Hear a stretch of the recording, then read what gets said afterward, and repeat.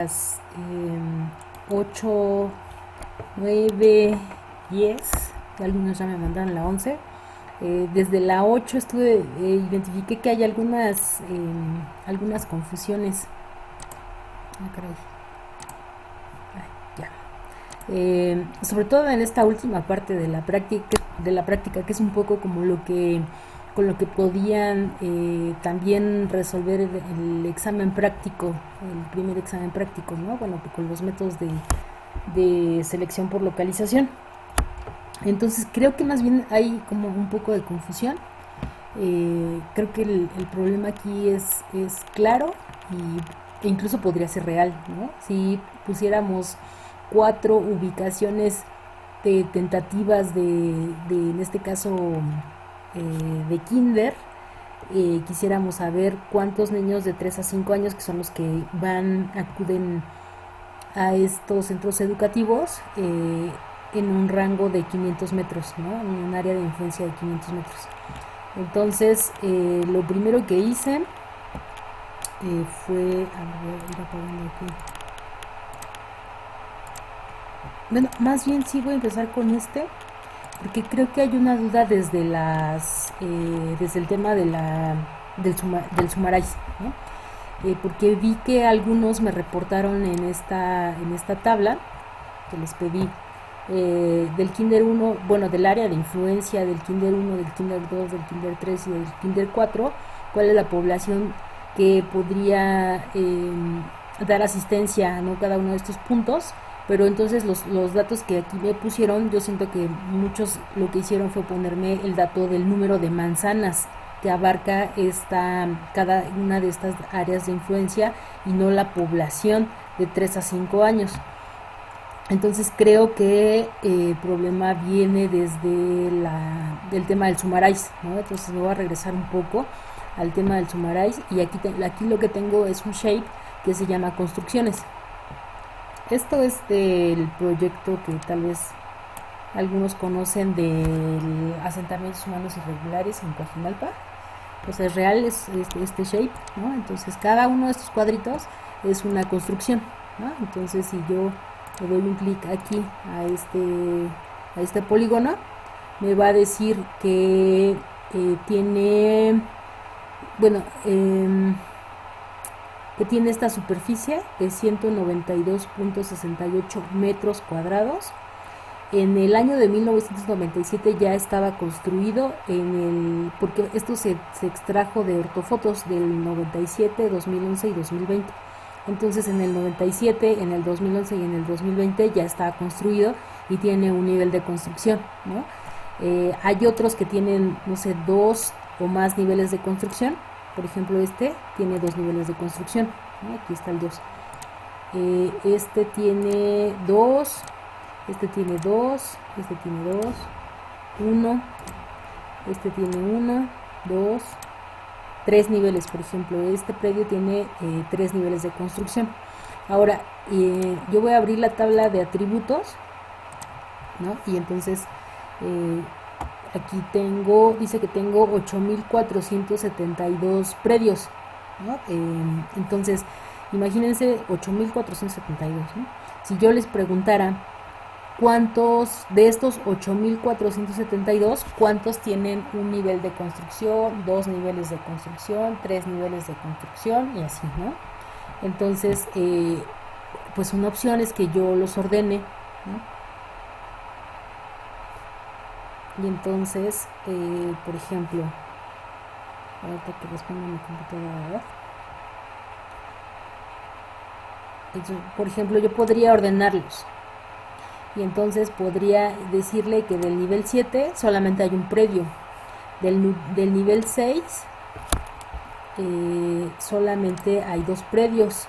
Es decir, estos ya son edificios, ¿no? Porque tienen 6 niveles de construcción. Del nivel 5 hay 3 predios. Del nivel 4, pues así tendría que ir contabilizándonos, ¿no? Del nivel 3, del 2, del 1. Entonces, esto quiere decir, o sea, de entrada, ya viendo la tabla así ordenada, puedo ver que hay más predios de 1, 2 y 3 niveles, ¿no? Entonces, lo que voy a hacer es, a través de un Sumarais, contabilizar el número de predios por nivel de construcción. Entonces yo me voy a poner aquí donde dice layer, o podría ser también donde dice niveles, pero parece que es lo mismo. Entonces le voy a decir aquí summarize, ¿no? Y entonces le voy a decir ok. ¿Y qué es lo que pasa? Que de esta tabla de 8.472 registros me la va a reducir y me va a generar esta tabla. Y en lugar de tener 8.000, ¿qué eran? 8.472 registros, ahora tengo una tabla con 14 registros. ¿Esto qué quiere decir? Que aquí tengo con nivel 1 tengo 4.820 registros, con nivel 2 tengo 2.281 registros o predios o construcciones, con nivel 3 tengo 651 predios, con nivel 4 69, con nivel 5 3, con nivel 6 2 y con nivel 7 solamente una construcción que tiene 7 niveles. Esto, construcción 1, 2 y 3, y esto de cornisa se refiere pues a otras características de los predios, ¿no? Pero en este momento a mí solamente me interesaba el tema de los niveles de construcción. Entonces, ¿qué pasaría si yo hago la sumatoria de estos valores del 223, 67, 7, 234, etcétera? Pues tendría un total de 8.472 registros. Ahora, si yo quisiera saber además aquí tener otra columna que me dijera cuántos metros cuadrados, ¿se acuerdan que en los atributos también tenía la superficie de construcción? En este caso este predio tiene un nivel de construcción y tiene 179 metros cuadrados.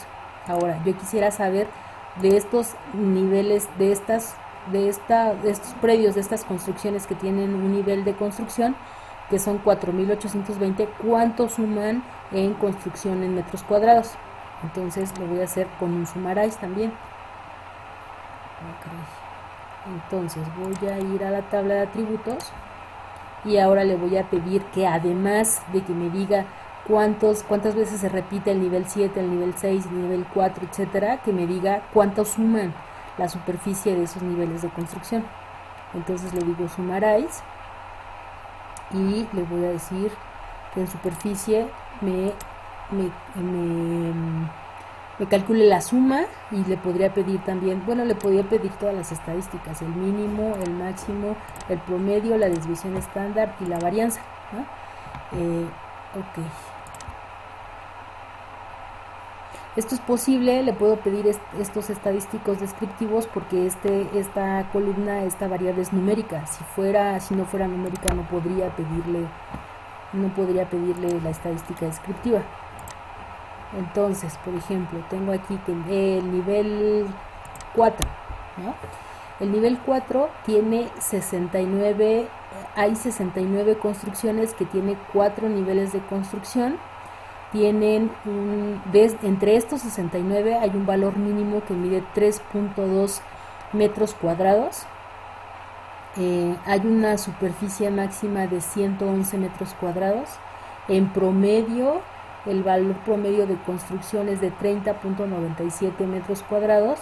Y estos 69 predios suman 2.137 metros cuadrados, ¿no? Tiene una desviación estándar de 24.22 metros cuadrados y una varianza de 586 metros cuadrados, ¿sí? Entonces, para esto me sirve la función del summarize, ¿no? Para hacer este tipo de consultas y de resumir los datos, ¿no? Ya no tengo aquí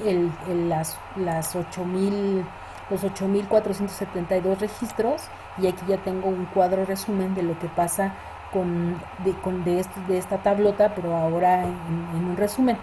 Lo importante es definir a partir de qué columna voy a generar mi summarize y qué variables son las que necesito. Ya vimos que si yo no defino otra cosa, pues lo único que me va a decir es cuántas veces se repite cada una de estas etiquetas.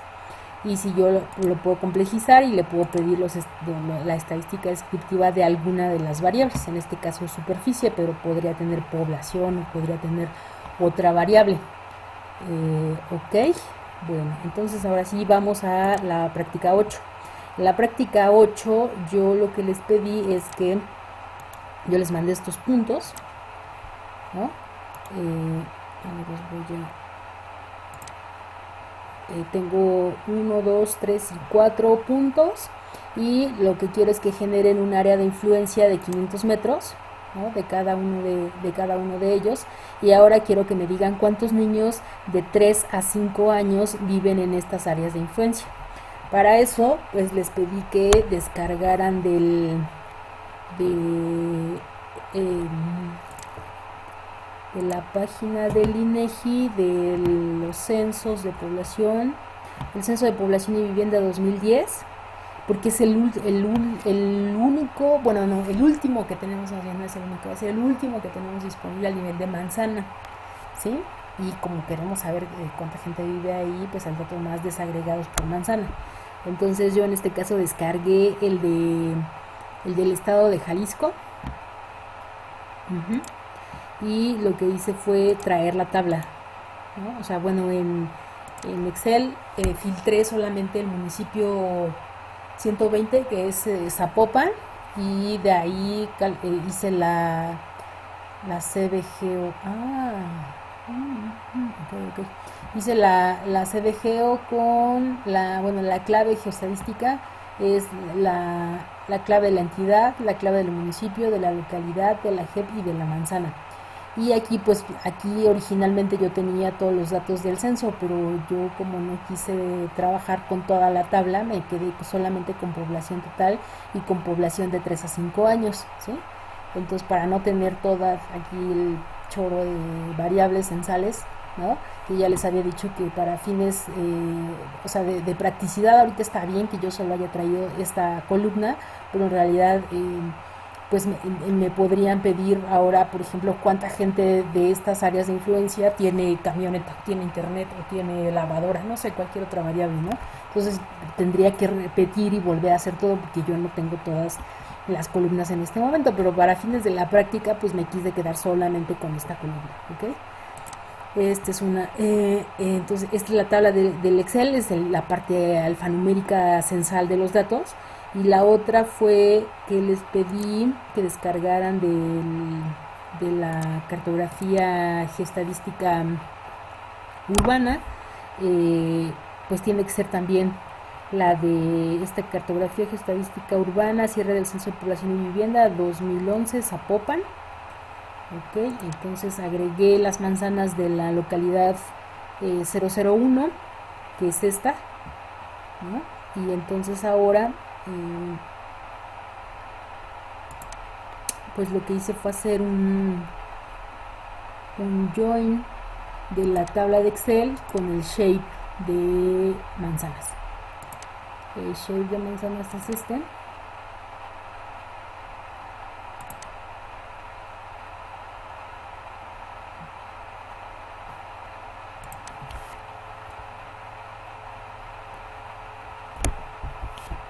Entonces, bueno, voy a poner aquí una transparencia.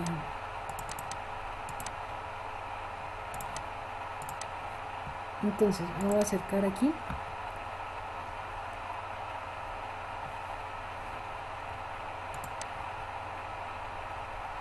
Ok. Voy a acercar aquí, por ejemplo, al Kinder 2. ¿No? Entonces, aquí en el Kinder 2, aquí está el punto del Kinder y estas son las manzanas. Esta es mi área de influencia de 500 metros, es mi buffer de 500 metros, y entonces yo quiero saber cuánta población de 3 a 5 años hay aquí dentro, ¿sí? Entonces, pues para eso las manzanas que están aquí en este color ya tienen que tener la variable de la población de 3 a 5 años. Pero me acabo de dar cuenta de algo, que esta población, la población total sí está alineada a la derecha y entonces sí está como valor numérico, pero la población de 3 a 5 años está alineada a la izquierda. Eso quiere decir que está almacenado como texto. Entonces, lo que voy a hacer es que podría regresarme a Excel y volver a hacer todo el show, o podría aquí desde ARC agregar una nueva columna y pedirle que me cree que me inserte una columna.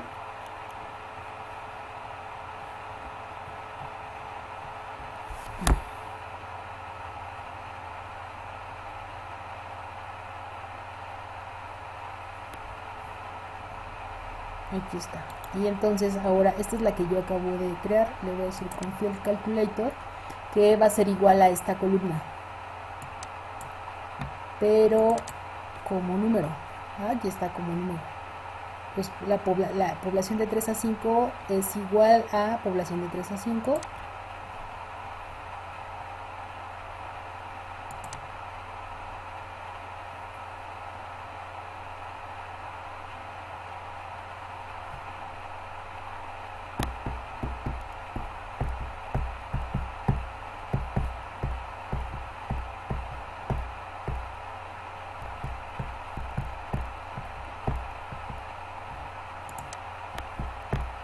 Okay. Bien, entonces aquí ya tengo la población de 3 a 5 años, pero ahora almacenada como número. Ahora, aquí hay varias formas en las que yo voy a poder calcular la población que está dentro de esta área de influencia de cada uno de los kinder. Por ejemplo, yo podría hacer un clip, ¿no? Entonces yo le puedo decir que me haga un clip y que me deje solamente las manzanas que están dentro de las áreas de influencia. Entonces arriba iría el de las manzanas y aquí iría el de las áreas de influencia y le digo ok.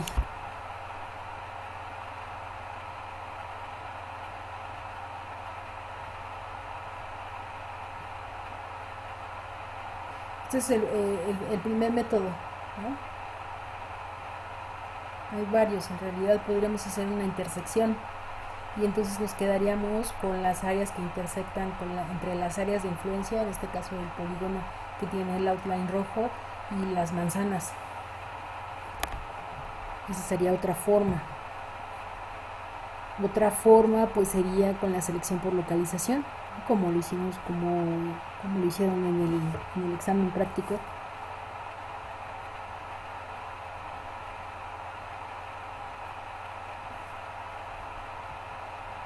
Entonces ahora este shape que tengo nuevo aquí en moradito, le voy a dar zoom to layer y voy a apagar este, ¿no? Entonces ahora tengo solamente las manzanas que están dentro de las áreas de influencia, pero si yo abro la tabla de atributos, pues no sé cada una de las manzanas a qué área de influencia pertenece. Entonces, por ejemplo, aquí, ¿no? O sea, sí sé cuál es la población total, cuál es la población de 3 a 5 años, etcétera, pero no sé a qué área de influencia pertenecen. Entonces, por ejemplo, en la práctica de Vero me dijo que ya lo hizo uno por uno, ¿no? Entonces me imagino que lo que hizo fue seleccionar, por ejemplo, estas del Kinder 1 y entonces exportarla a un nuevo shape, ¿no? O sea, por ejemplo aquí, data, export data, y entonces ya tengo solamente las del área de influencia del Kinder 1. Ok.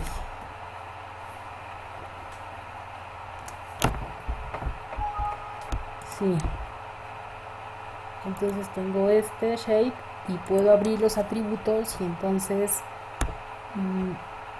aquí tengo 104 manzanas, ¿no? Hay 104 manzanas dentro de la área de influencia del Kinder 1, pero entonces yo tendría que hacer un summarize, tendría que hacer una sumatoria y ver, sumar 6 más 7 más 6 más 10 más 5, etcétera, bla, bla, bla, bla, bla, para saber cuánta gente de 3 a 5 años vive aquí. Pero bueno, ya, o llevar esta tabla al Excel y hacer la sumatoria, ¿no? Entonces esa podría ser una forma.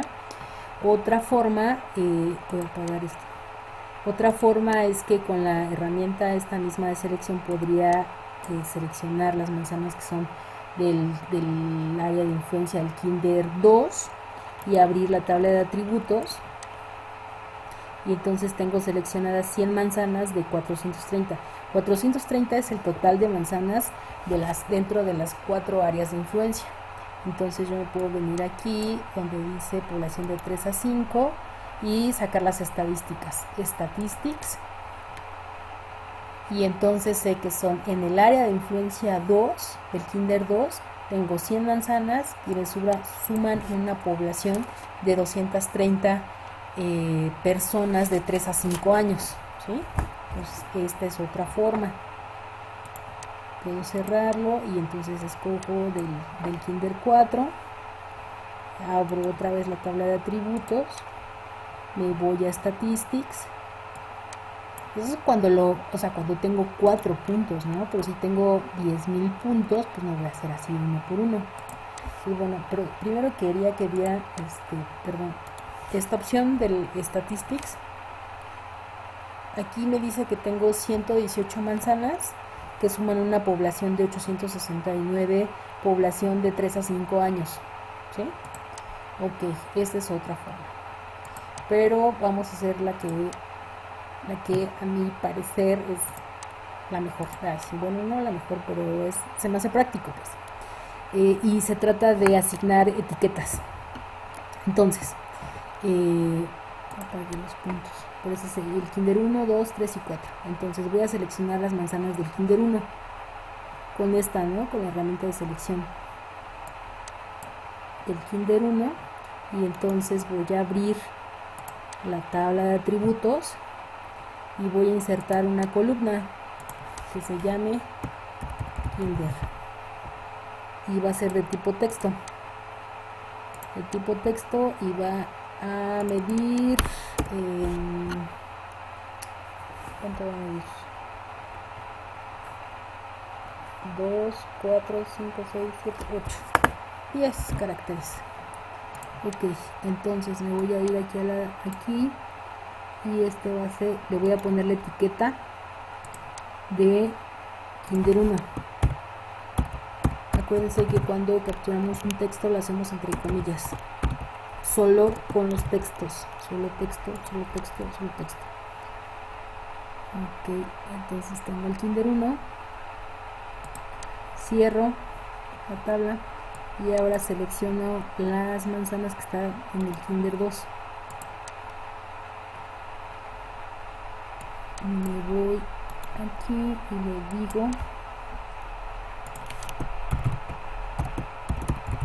Kinder 2.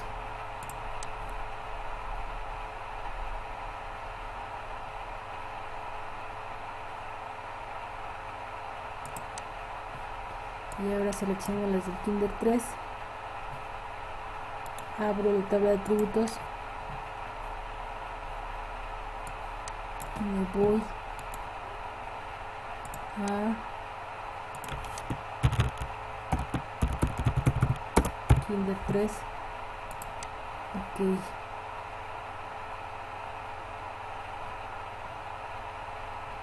y ahora pues va a haber unas que todavía no tienen etiqueta, ¿no? Que son estas. No, mejor no. No la selecciono desde aquí, la selecciono desde aquí. Desde el Kinder 4. Voy a abrir la tabla de atributos. Entonces me voy aquí y le digo que estas manzanas están en el área de influencia del Kinder 4. Ok.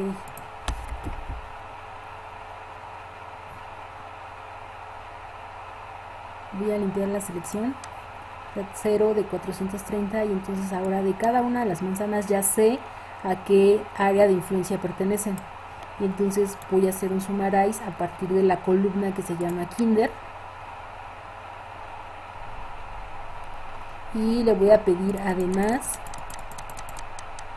que me diga cuál es la suma de la población total que vive dentro de esas áreas de influencia y cuál es la suma de la población de 3 a 5 años que vive en esas áreas de influencia.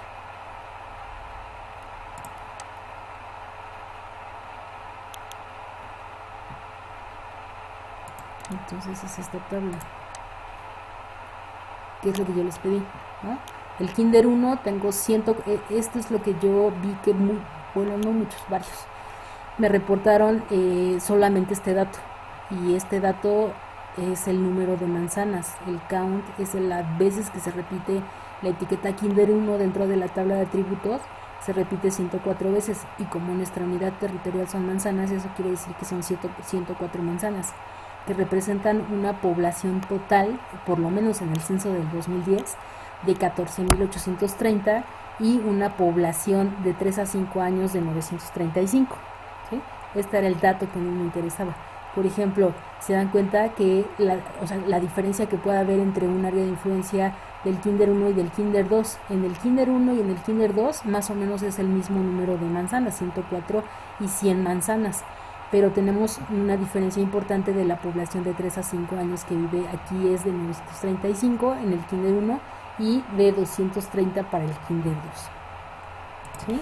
Entonces se dan cuenta que en realidad es que había varias formas de resolver esto, ¿no? Esto fue con un clip, lo pudieron haber hecho con una intersección, lo pudieron haber hecho con una unión, lo pudieron haber hecho con las estadísticas de cada uno de este subgrupo de manzanas, con las etiquetas, que fue el caso que yo les enseñé, o por ejemplo ahora que ya tengo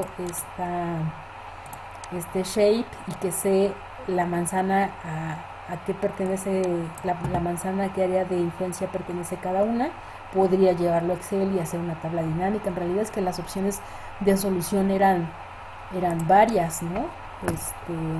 Pero bueno, aquí vimos una, y ahora voy a hacer otro video para el tema de la práctica 9 porque me parece que también hubo algunas dudas. Bueno, entonces hasta aquí quedamos con la práctica 8.